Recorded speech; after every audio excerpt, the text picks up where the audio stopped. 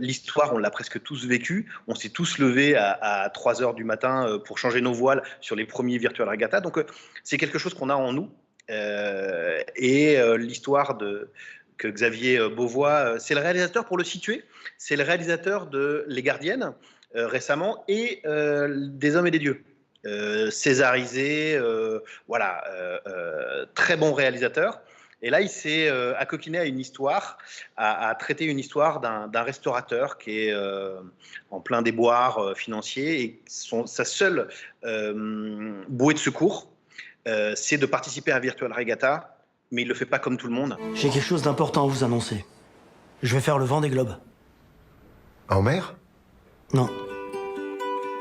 Je vais faire la course sur Virtual Regatta, mais sur mon bateau. Tu vas faire le tour du monde dans le jardin? En restant presque trop loin dans ce bateau? Ça marchera jamais, ton truc. T'as vu, hein, c'est exactement ce qu'ils emmènent sur Vendée Globe.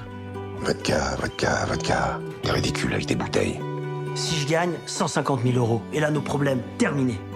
Si t'en es là aujourd'hui, c'est un petit peu grâce à ton père. J'ai changé. Ouais, bah lui aussi, il a changé. 1 million d'inscrits. Je suis le seul à avoir pensé à ça. Ça, c'est sûr. Il tiendra pas, papy. Il tiendra, mais fais-lui confiance. Il a fait 25 000 vues. Elle est un peu folle, votre idée. Vous savez, c'est la vallée des fous ici, hein. Ton père, il croyait faire un tour du monde sur son bateau. Mais en fait, il est en train de faire le tour de son monde.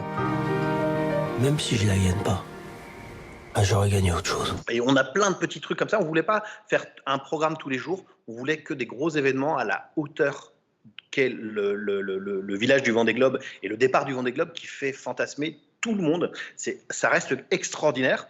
Et comme tout est extraordinaire et démultiplié, le fait de venir dans un endroit où ils posent leur cerveau pendant 2 heures, les skippers adorent le Grand Palace pour ça. Parce que là, et c'est assez rigolo, c'est que c'est exclusif à la famille. C'est-à-dire que quand ils viennent là, ils sont avec femme ou mari, enfants, et c'est un moment où ils savent qu'ils vont pas être embêtés. Ouais, on a beaucoup de ça. Donc on a les skippers qui viennent faire leur dernier cinéma. Et puis c'est très compliqué d'avoir un moment à eux, uniquement à eux. Et le cinéma permet ça.